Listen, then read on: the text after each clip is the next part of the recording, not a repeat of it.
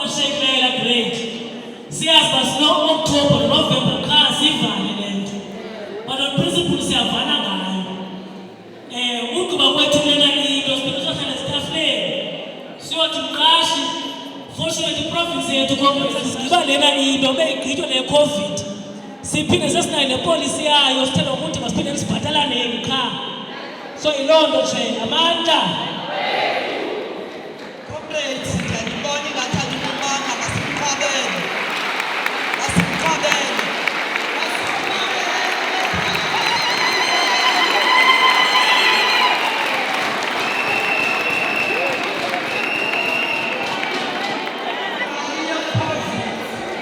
Imali yesinxephezelo. Okwesibili, comrades, masithuleni maqabane. Okwesibili, comrades, remember kulaa nto ye-leave encashment. Sathi xa siyixoxa laa nto senza ngokwezaa phases. Yinto enjalo nalena sithetha ngayo. Ngoku ngoSeptemba uzawuqala u-level 5. Ngo-October uzawuqala u-level 5. 3 to 6 siqala ngabo kwanika ngoku kule nyanga sizawuqala. Siyibambile nemaqabane. Our priorities bezinhlanu. Sizifumene zonke ii-priorities. Akukho nenye i-priority. Unabhala unikabuphasilibele nje. Those people that are working kwezaa ndawo solid waste zine-danger. Amangcwaba yonke laa nto. From now bebeqhatshazwa for all these years. Into ezakwenzeka ngoku ngokukhawuleza okudibene nongxama. Siza kwenza ipolisi ye-danger allowance.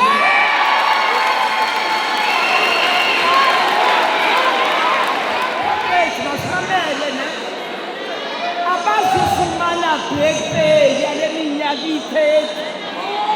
Sizawuqala ngoku after ipolisi each and every month bazawufumana imali ye-danger.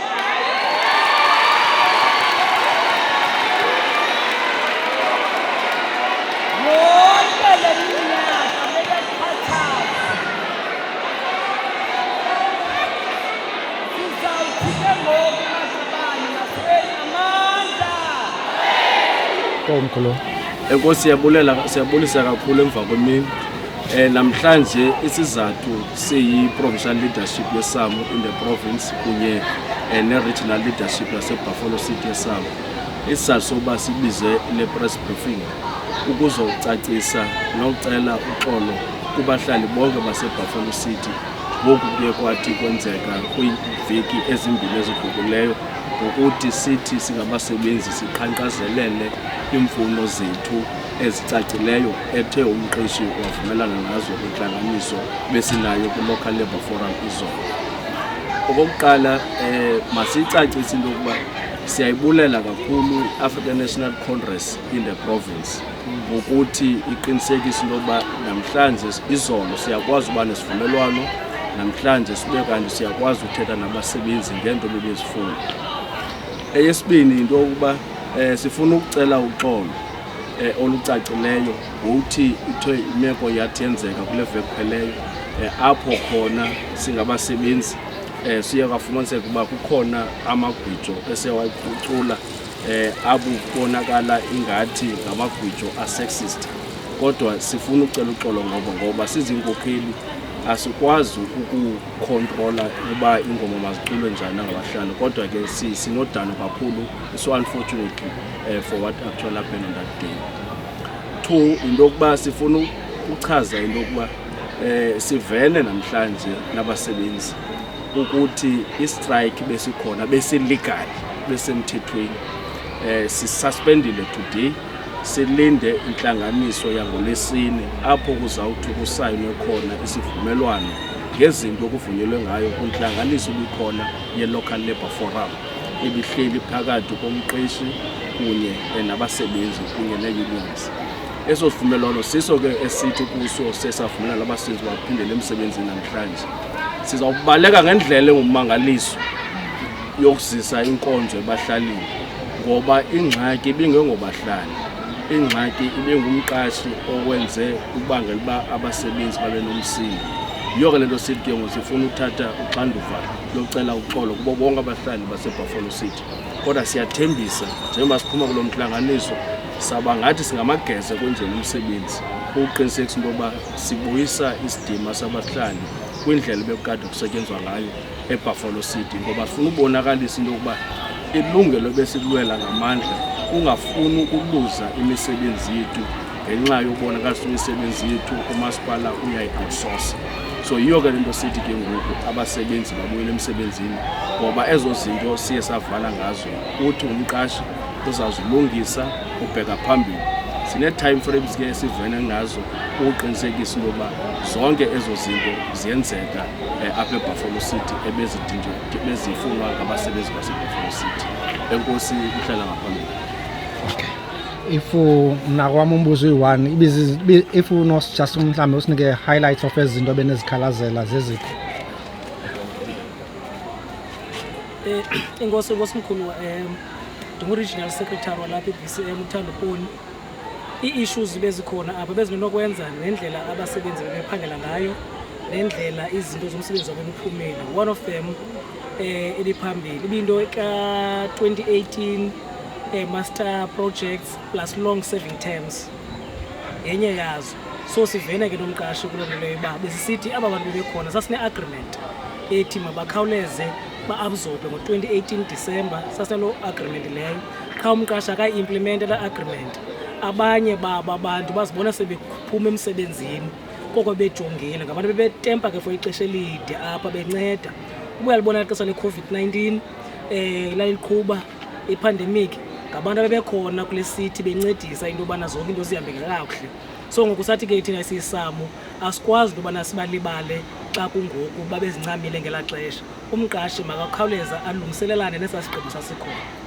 Yenye yazo sifane ngayo. Enye yesibini wena msasazi into yobana yila issue ka-salary 2 eBCM kunala nto ka-salary 1 salary 2 ibisenza ne-confusion kwezinye indawo eziye abasebenzi bazindwendwele kubuzwa uba yintoni le nto. So ke ngisasavana into yobana le nto iyaxoxisa and inayo into engathi ifuna uxoxisa nakwezinye ii-legal entities. Therefore masikhawuleze sifumanane kuyo. Ine-agreement yayo ke laa nto ayivelanga yafika nje but savana into yobana for uba ingabe ibeyixoxisa masiyithathe usalary 1 sifumane indlela usalary 2 ozayo ngayo kule nto kasalary 1 abekwe ecaleni. Enye yazo kwibile i-issue ye-outsourcing. Uyabona umsebenzi wase-BCM in majority most of the time abasebenzi base-BCM ungathi basebenza about 20% of their functions, 80% ukuyi-contractors or consultants. Therefore we're saying singabasebenzi balapha sijealous because part of ungasebenzi kwabo ibangela bahlale bengenzi into noba uyababhatala umbali babhatala yona but umsebenzi ayisongowabo, umsebenzi uyaphuma. Therefore siyavana ke ngoku into ethi umsebenzi wekansila mawubuyele ekansileni. I-service providers asilunazo, ndifuna sigxininiseke le nto. I-service providers asilunazo, siyayazi uba sine-conditions nee-contracts nabo ngendlela yosebenza.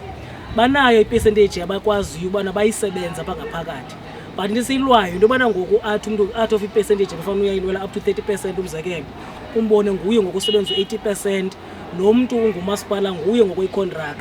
So waseyinge ngumsebenzi wangaphakathi wenziwa ngaphakathi ze kuloo misebenzi noko ifuna noko ubuchule nobugcisa esingekabi nalo kwangoku ibe yile misebenzi sifumana uncedo kulo. But whilst sifumana uncedo sizama indlela apha ngaphakathi into yobana masifumane into zobana side nathi sifikelele kokwaqondo lobana side siyenze ngaphakathi. Ibe nyo savumelana ke nomqashi into yobana le issue lena kuyafuneka icorrectwe ibe ne-time frame zayo because iba ngumlow, medium and high in terms of i-periods zayo. So savana nangaleyo into. Enye into ke that ezawuve sibaluleke yile nto ye-job evaluation. Le job evaluation was saying laa nto yayibangela uba sifuna uba sine-target yobana sifuna ntoni kasha institution yayingena le job evaluation ukuzama into yobana ezi gaps between i-reporting structures nee-positions eziripota kwezi structures zithe saa mayizolungiswa.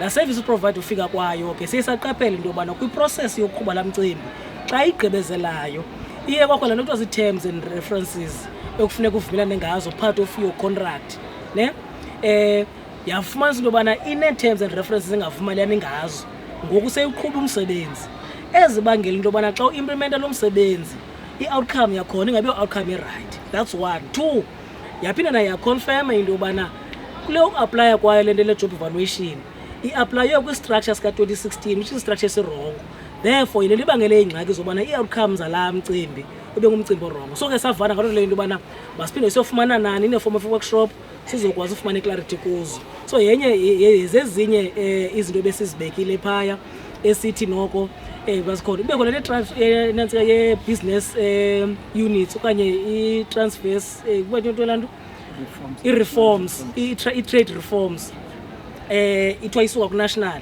waseying umqashi has acknowledged several times into yobana le nto yakhe yobana implementa laa nto yeza trade reforms uyenze without i-consultation yabasebenzi ne-consultation ye-stakeholders ezifana uba zikhona wayi-implementa such that even i-council yancedisa ekutheni kwenziwe i-go ahead. Nawo abasebenzi bayakhala because ine-impact kwindlela zabo zosebenza kwii-contract zabo abaqeshelwe ngazo plus ne-fear yobana ithini into ngomsebenzi wabo because akho mntu ukunika i-clarity. Therefore waseying phaya ngokwedemand yethu esifumanayo umqashi makathathe le nto ayisepha kwi-council, i-council irisinde la decision okanye la resolution itogqiba icele into yobana mayinikwe i-extension yexesha so that ikwazi ukwenza into yobana yenza a proper consultation. So ubuyaqaphela uLabour kapha akathi le nto akayifuni, uthi qha ubufuna ulungisa izinto zenzeke right umuntu ayi-owne le nto makwenza into zo-right, misa la process uyisuse uyoqala eqaleni so that sizovana kakuhle siyi-understande le nto.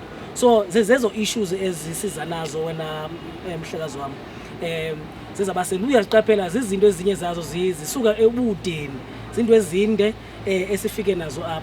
We are also noting that ke besiyifakile ezi demand le nto ke i-PWP sayazi uba ise-national program i-under upublic works but ii-conditions apha abasebenza kona ba-PWP siba newari ke ngayo into yobana noko bangade baxhaphazeka iindlela zosebenza iimeko zosebenza namaxesha asebenza ngawo basiyijonge. Xa sibabona ke bede basetyenziswe kwispace sethu full time kwisibenzi efana sayenze sisithi ngoku kutheni le institution ingakwazi seyiqwalasela into yobana uthini ngaba bantu xa sebekhona kwisystem and ukubonakala beyadinga for ixesha elide, uyaqonda.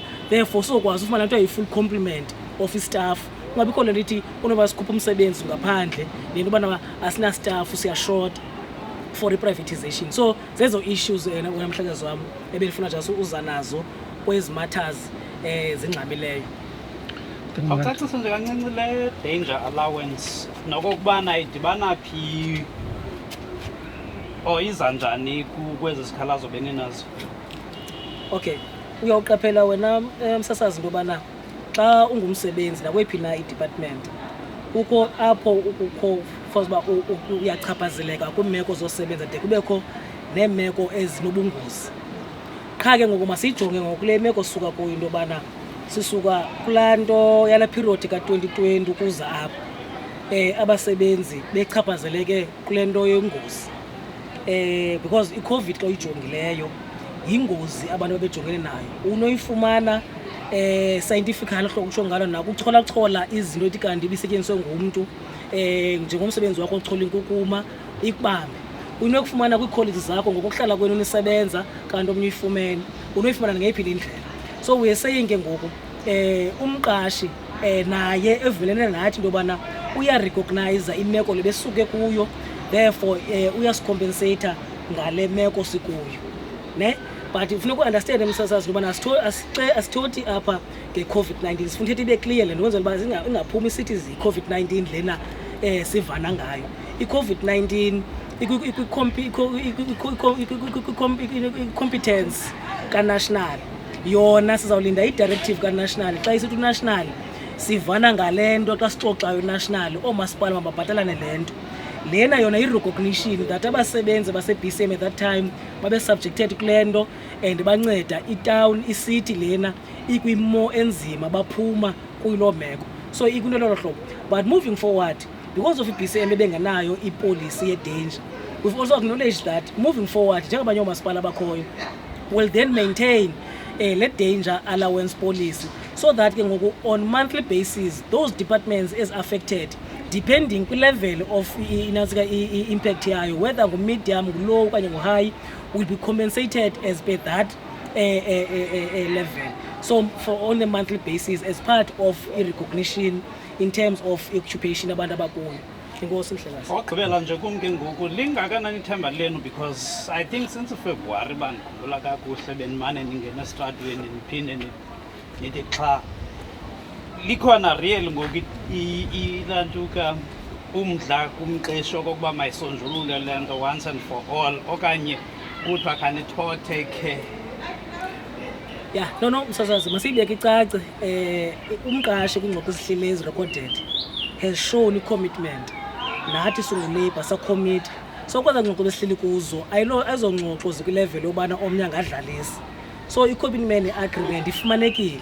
Ithi agreement esinayo, uthi umqashi ndiyaninika izinto ezibasisitsho nathi sizirepotile. Nathi sithi ngokusifumana kwethu ezinto siyavuya ngaloo nto leyo, then siyabuya ke ngoku nathi singabasebenzi kuba besingafuna sibane kumsebenzi okanye besifuna nje asiba kungabikho izinto eziqhubekayo. Nathi sivene ne-commitment yethu itsho ithi namhlanje abasebenzi bayipronounce lapha ngaphakathi ku-general meeting babuyela kwiindawo zosebenza and bazawusebenza ngala hlobo bebesebenza ngalo nangaphezulu xa kunidekayo, baye understanda imeko besikuyo. So thina umqashi simbamba ku-commitment that there were records and there was a official meeting and kuba kwe-agreement ezirechwayo. So thina okwethu ngolwesine xa sifika phaya ziba u-provincial chair wametshilo is to then sign that agreement. Sibe nayo ke ngoku on paper, we've got it on record in terms of the recordings. So ngoku sifuna ibe khona documented on paper, then siyazi ubana siyavana ke into yonke. So silapho poskoyo Mhlekazi. Inkosi.